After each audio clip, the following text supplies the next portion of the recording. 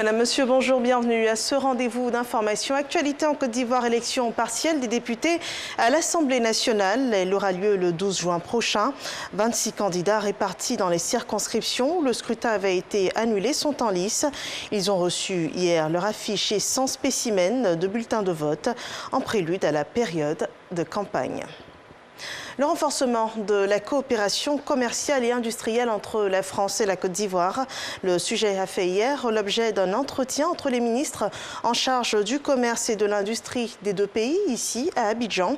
Une réunion en marge d'une mission de travail en Côte d'Ivoire du ministre français Franck Riester, ministre du Commerce extérieur et de l'attractivité.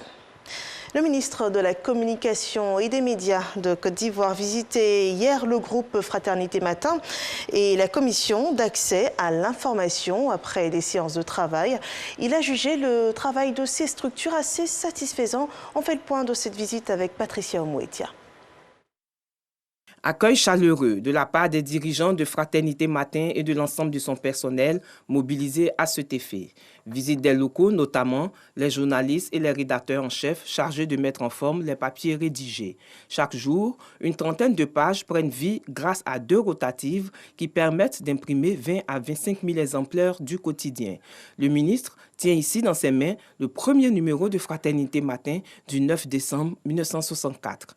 Le ministre a continué la visite dans les différents locaux de l'entreprise avant de se retirer avec le comité de direction pour la séance de travail. Un tour d'horizon sur la situation de l'entreprise a été évoqué. Il y a le problème général qui est celui de la baisse des journaux papier. C'est un problème mondial qui s'accentue encore plus chez nous ici. Et donc ça influe sur la distribution, ça influe sur nos revenus. L'entreprise est dans un environnement concurrentiel. Nous avons aujourd'hui sur la place une trentaine de quotidiens, disons 27. Nous sommes dans un contexte économique mondial qui est très difficile, en raison notamment de la crise de Covid, mais surtout en raison de la crise que toute la presse connaît donc dans le monde aujourd'hui, avec une forme de désintérêt pour le journal papier. Autre étape de cette série de visites avec les structures sous tutelle, la KIDP, la Commission d'accès à l'information d'intérêt public.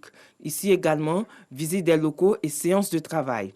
Pour le président de la KIDP, le droit d'accès à l'information d'intérêt public a été traduit dans les faits en Côte d'Ivoire par une loi relative à l'accès à l'information d'intérêt public et la création d'une commission. Au titre de l'année 2020, les rapports produits par 54 organismes publics ont révélé que ceux-ci ont été saisis de 37 536 demandes d'informations et de documents pour un taux de satisfaction de 98,59%. Pour le ministre, le manque d'accès à l'information conduit à la diffusion des fausses informations. Il nous apparaît évident que si les citoyens ont accès rapidement à l'information, à la vraie, de façon automatique, on aura tué les infox. La mise en œuvre d'une campagne de sensibilisation et d'éducation quant à la bonne utilisation des réseaux sociaux avec l'aide de la KIDP est nécessaire, a indiqué le ministre. Cette visite à la commission d'accès à l'information d'intérêt public met fin à la série de visites du ministre de la Communication avec les différentes structures sous sa tutelle. L'information à présent hors de nos frontières au Mali. Le colonel Assimi Goïta a reçu hier une délégation de l'ex-rébellion qui demande des gages avant d'accompagner la transition. Choguel Maïga, pressenti pour la prémature, a assisté à cette rencontre. Le colonel Assimi Goïta, président de la transition, poursuit ses consultations à Bamako après son coup de force de la semaine dernière, condamné par l'Union africaine et la CEDEAO qui ont suspendu le Mali. Et le 7 juin prochain, Assimi Goïta devrait prêter serment devant la Cour suprême malienne avant de signer le décret de nomination du nouveau Premier ministre. En Israël, une coalition hétéroclite de 8 partis se forme pour pousser Netanyahou vers la sortie de Yamina, le parti nationaliste religieux situé très à droite de l'échiquier politique à Meretz, l'une des formations les plus à gauche en passant par le parti islamiste. Cette coalition fait le grand écart après 3 élections. N'ayant pas permis de créer une coalition fonctionnelle, cette alliance se présente comme un gouvernement d'union dont la nécessité a été dictée par la situation. Un blocus autour de la personne de Benyamin Netanyahou. Certes, la formation de ce gouvernement permet de contraindre le Premier ministre sortant au départ, mais sa diversité de courants le fragilise. Sur de nombreux dossiers, les futurs ministres devraient se trouver en désaccord. Après plusieurs heures d'interruption, les vols entre l'Allemagne et la Russie ont repris hier soir sur fond de conflit autour de la Biélorussie.